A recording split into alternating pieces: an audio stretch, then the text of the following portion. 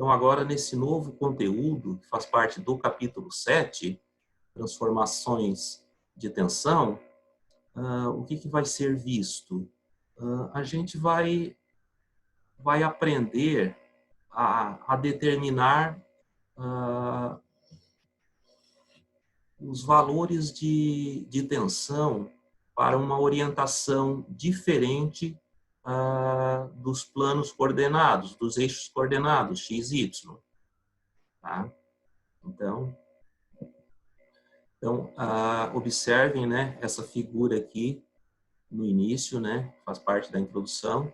Vocês têm aqui a representação dos eixos coordenados, x, y e z. Né? Então, vocês verificam que, considerando esse cubo como um pequeno ponto em uma peça, né, uma parte de uma peça, uma parte sendo estudada, nesse ponto ou nessa parte da peça podem existir tensões na direção x, tensão normal, né?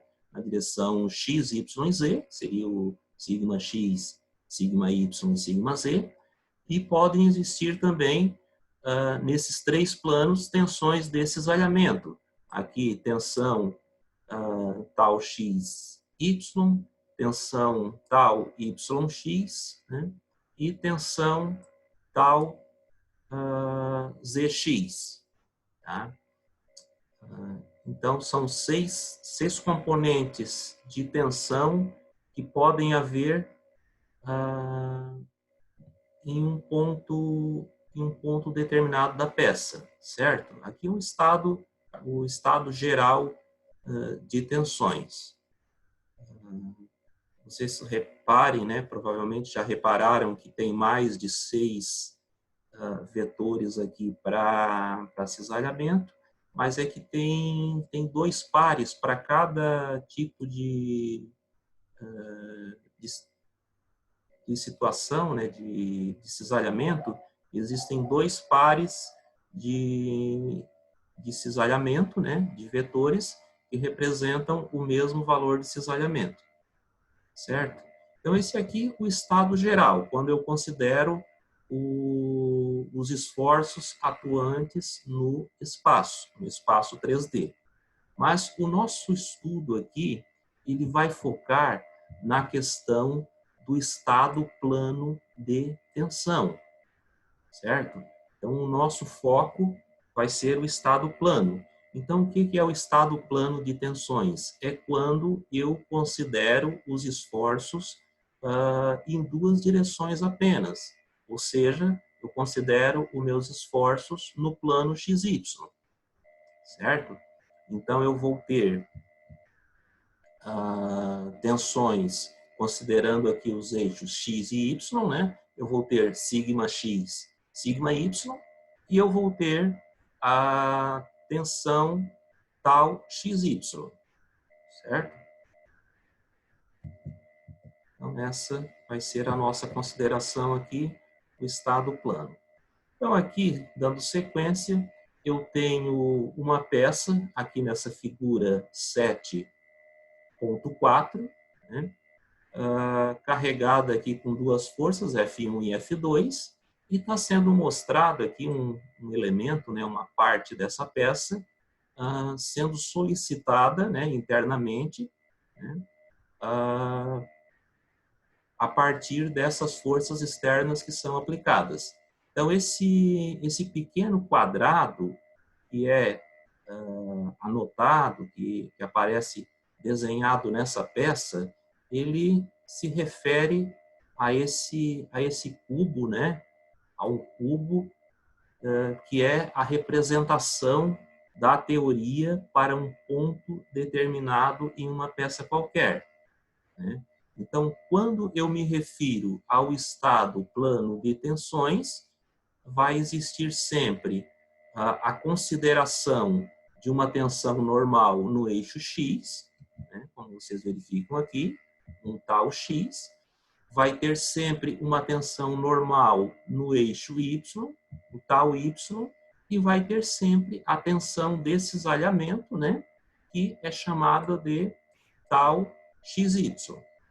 Tá?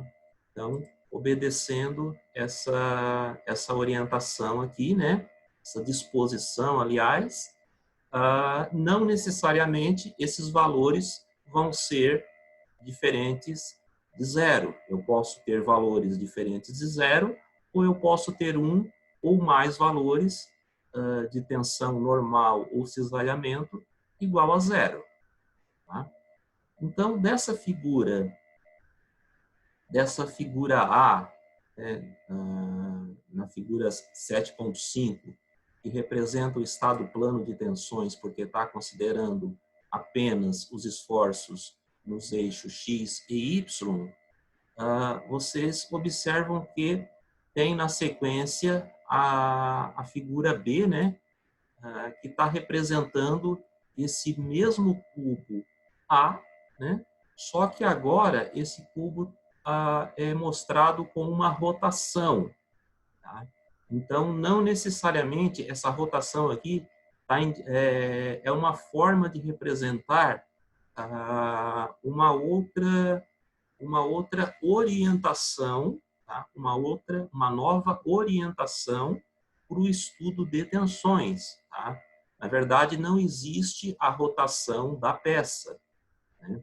Essa rotação que é apresentada aqui na figura é para ilustrar as novas orientações dos planos X e Y. Tá? Mas a rotação em si não existe. A peça permanece na mesma posição, com os mesmos carregamentos originais, né? E eu faço, então, o estudo, né? Estudo plano de tensões, para essa nova orientação, onde o meu X passa a ser X', né?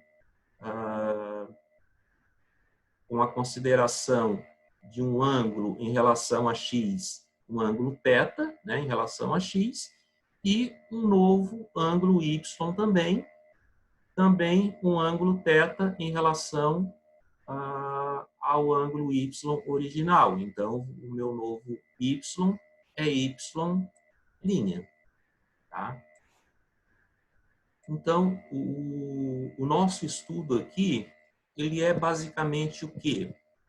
É a determinação, né? É o estudo, a determinação dos novos valores de tensões que atuam, tá? Quando eu considero um eixo diferente dos eixos x, y originais. Tá? Então, se eu tenho aqui uma tensão σx, uma tensão σy nos eixos originais, né? E uma tensão de cisalhamento, aqui no estado inicial A, quando eu analisar esse ponto, considerando uma nova orientação x', y', quais serão os novos valores de tensão normal e tensão de cisalhamento? Então, esse é o problema que se coloca nessa nova matéria aqui do capítulo 7, estado plano de tensões. Então, aqui só descrevendo os assuntos do capítulo, né? Então, eu vou direto agora para o item 7.1, transformação do estado plano de tensões. Então, aqui o 7.1.1.1, equações de transformação. Então, imaginem vocês, a partir de uma situação de carregamento inicial, né, representada novamente aqui na figura 7.5a, né, então, a partir dessa situação A, como que se faz a determinação das novas solicitações representadas aqui na figura B, né? O desenho B da mesma figura 7.5. Como que se faz essa determinação? Como que eu chego ao valor do novo sigma x, que é o sigma x', e como que eu chego ao novo sigma y, e como que eu chego ao novo cisalhamento, que é o tal x', y'. Né? Para encontrar esses novos valores de tensões para essa nova orientação de eixos, eu preciso de fórmulas, eu preciso de expressões. Tá? Então, é justamente isso que o material traz aqui na sequência, nesse item 7.1.1, equações de transformações. Tá? Então, é feito as deduções, né? As deduções, para chegar nas fórmulas, que são as chamadas fórmulas gerais do estado plano de tensões, fórmulas principais, aliás, do estado plano de tensões, que são as expressões que me fornecem o sigma x', o sigma y' e o tal x', y'. Tá? Então, essa dedução, quando eu estou em sala, normalmente eu costumo descrever toda essa dedução, né? Se torna mais interativo, mas aqui eu vou apresentar de forma mais sucinta para vocês, né? Vou apenas dizer que essa dedução ela parte do estado das condições de equilíbrio. Então, eu sei que se nesse estado inicial A, o somatório de forças em X é igual a zero, quando eu tiver no estado B, o somatório de forças em X' também vai ser igual a zero. Tá? Se o somatório de forças, condição de equilíbrio, o somatório de forças em Y é igual a zero no estado A, no estado B, o somatório de forças em Y' também deve ser igual a zero, certo? Então, a partir dessas condições de equilíbrio, né, o material aqui vai fazendo a dedução, eu vou apenas passar com vocês para chegar já no resultado final. Né? Então, eu inicio aqui a elaboração, o equacionamento a partir das condições de equilíbrio e eu vou fazendo as deduções, né? Reparem que eu estou trabalhando com seno e cosseno em função da rotação, né? Que eu tenho um ângulo de rotação. Então, vai sendo feito aqui, inicialmente, o equacionamento, né? Das condições de equilíbrio. E na sequência, aqui 7.1, 7.2, 7.3, 7.4, é a sequência de deduções, né, aplicação de trigonometria, para a gente chegar, então, nas expressões principais, né, nas equações gerais. E só um minutinho, pessoal. Só um minutinho, porque...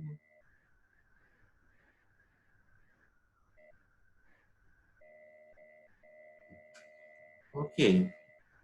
Então, dando sequência aqui, pessoal. Então, a partir dessas equações, eu chego nas expressões 7.5, vocês estão verificando em tela, né? 7.5, 7.6 e 7.7, tá? Essas expressões, elas são denominadas de equações principais do estado plano de tensões. Tá? Por que elas são as equações principais do estado plano de tensões? Porque elas fornecem para a gente o novo valor de tensão no eixo x', que é o meu tal x', o meu novo valor de tensão no eixo y', o tal, aliás, o sigma, né? O sigma y', e o meu novo valor de cisalhamento, que é o tal x', y'. Tá? Então, essas três expressões, 7.5, 7.6 e 7.7, são as expressões que vão ser utilizadas para a determinação dos nossos estudos aqui, nesse capítulo 7. Ok? E eu quero que vocês reparem, observem o seguinte, que todas essas três expressões, elas ficam em função dos valores iniciais de tensão. Então, aqui na expressão 7.5, eu tenho sigma x, sigma y, né? Sigma x, sigma y. Aqui, na expressão 7.6 também, sigma x e y, né? Na 7.7 também, sigma x e y. Então, elas são fornecidas, são dadas, né? Sempre a partir, sempre em função das tensões originais, certo? E aqui, dando sequência, o item 7.1.2 traz para a gente tensões principais e tensões de cisalhamento máximo. Tá? Então, está falando aqui sobre a questão das tensões principais e tensão de cisalhamento. Então, é o seguinte. Então, a teoria nos diz o seguinte, que se a gente for considerando a partir de uma situação de eixos coordenados x, y, for considerando novos valores de eixos, né? Ou seja, novos valores de ângulo θ. Eu vou obtendo novos valores de tensão, né? Tensão normal sigma e tensão de cisalhamento tal, que, colocados num gráfico, esses valores descrevem uma circunferência. Tá? Então, reparem aqui a circunferência da página 457. Tá? Então, o material está informando para a gente o seguinte, à medida que eu vou variando o meu ângulo θ, eu vou obtendo valores de tensão normal e tensão de cisalhamento que descrevem essa circunferência aqui. Então, para cada ângulo, para cada ângulo θ, eu vou ter um valor de tensão normal e um valor de cisalhamento, tá? Que me fornece um par coordenado que descreve, né, que se encontra nessa linha da circunferência, certo? Então, a partir daí, o material descreve para nós o que seria a tensão média, né? Então, a tensão média de um carregamento inicial qualquer, tensão normal média, é igual ao somatório das tensões x e y, né? Tensão sigma x mais sigma y, dividido por 2, e fornece para nós o valor do R, né? Aqui nas expressões 7.10, o valor do R. O R igual a raiz quadrada do quadrado de sigma x menos sigma y sobre 2, mais o quadrado de tal xy. O que seria esse R, então? Esse R é o raio dessa circunferência, certo? Então, o raio dessa circunferência. O raio dessa circunferência, que tem um significado físico, né, que eu já vou comentar na sequência com vocês, tá? Mas, antes de falar o que significa, o que é, na verdade, aquele R, eu quero que vocês verifiquem aqui nessa circunferência, que, na verdade, essa circunferência representa o círculo de Mohr, né? Que foi uma forma gráfica de descrever as tensões, inventada lá no século, se não me engano, século XVII, século XVIII, tá? Levou o nome da pessoa que inventou esse método. Então, naquela época, era muito difícil se trabalhar com cálculos, né? Então, imaginem que um método gráfico facilitaria bastante a obtenção de valores de tensões, de cisalhamento e tensão normal. Hoje já não tem muito significado. O significado maior é para efeito de entendimento da teoria, né? Porque com uma calculadora simples é fácil de fazer qualquer cálculo, resolver qualquer expressão matemática e chegar nos valores de tensão, ok?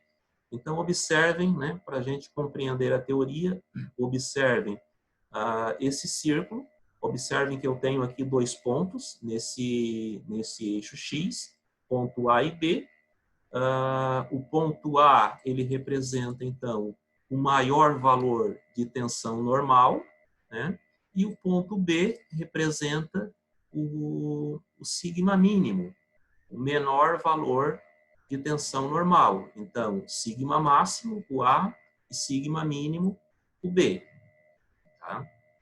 E o ponto C, que é o centro da nossa circunferência, representa aqui o sigma médio, né, que é a soma das duas tensões, máxima e mínima, dividido por 2. Certo? Então, a partir dessa circunferência, o que dá para a gente verificar? Se no eixo X eu tenho as tensões representadas, as tensões normais, né?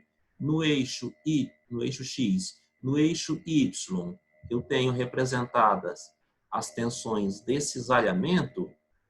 A gente repara que para as tensões máxima e mínima, o valor de tensão de cisalhamento vai ser igual a 0, certo?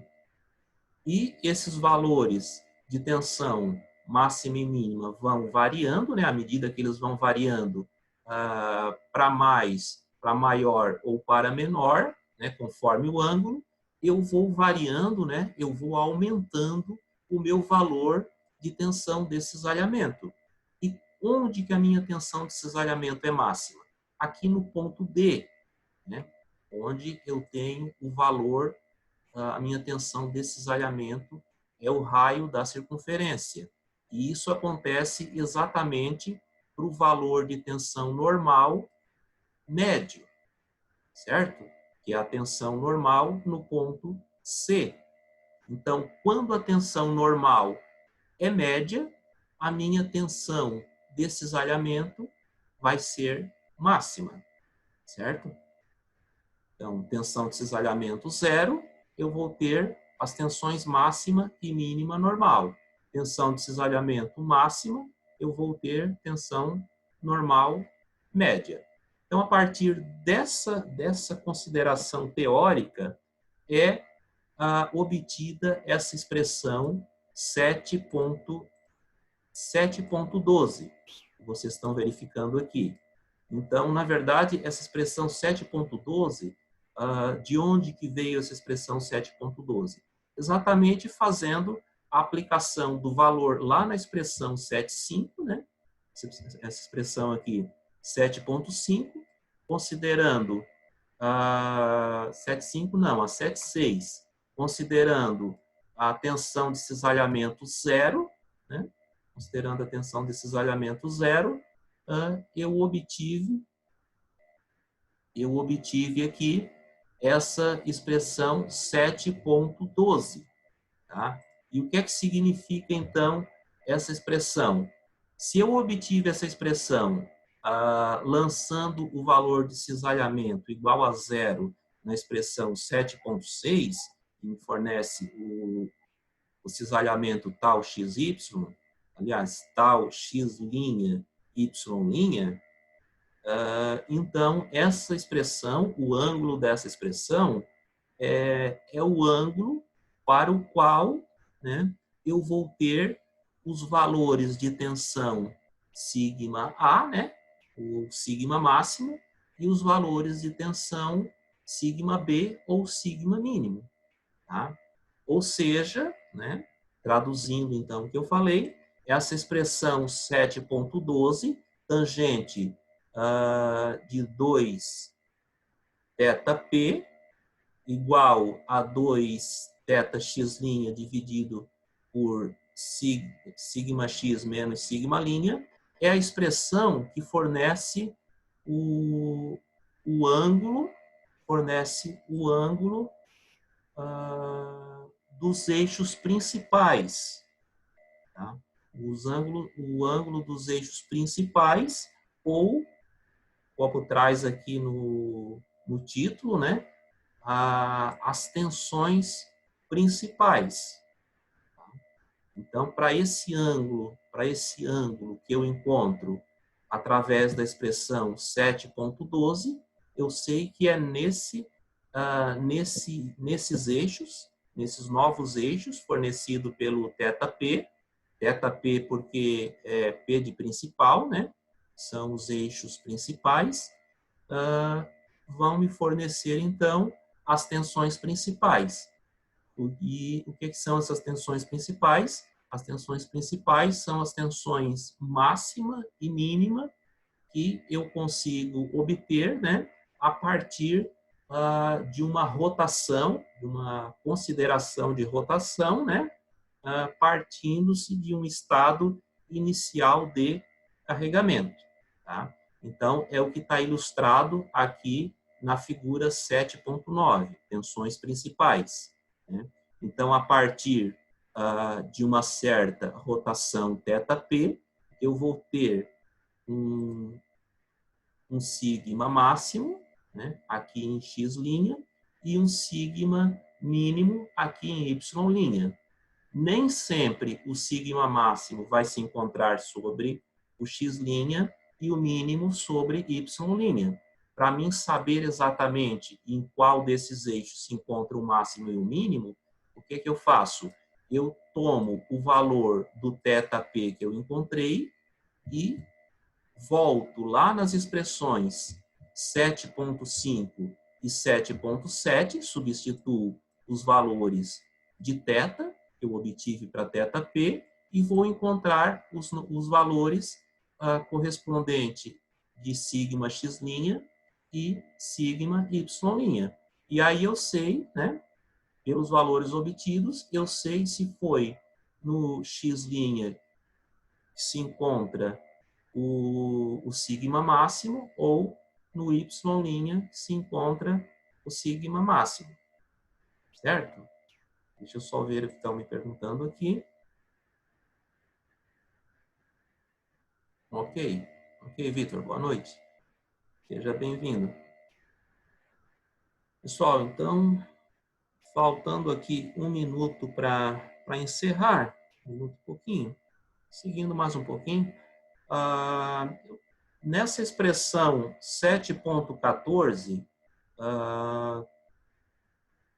vocês têm aqui demonstrado, né, os valores de sigma máximo e sigma mínimo. Então, eu posso encontrar o sigma máximo e o sigma mínimo se eu tiver o valor de θp, aplicando lá nas expressões iniciais, a 7.5 e 7.6, né?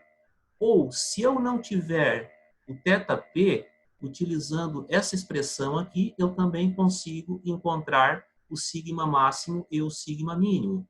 Tá? Então, vocês reparem que eu tenho aqui, para o segundo termo, esse sinal mais e menos, né? Então, usando o sinal mais, eu vou encontrar o sigma máximo, né? E usando o menos, eu vou encontrar o sigma mínimo. Tá? Eu ainda vou comentar mais a respeito desses dois sinais aqui, mas a princípio, né, vocês têm o mais e o menos, porque um sinal fornece o sigma máximo e o outro fornece o sigma mínimo. E aí, para a gente fechar, antes de finalizar a sessão, né, eu só queria falar para vocês que a tensão de cisalhamento máxima, ela não se encontra nos planos principais de tensão. Então, a tensão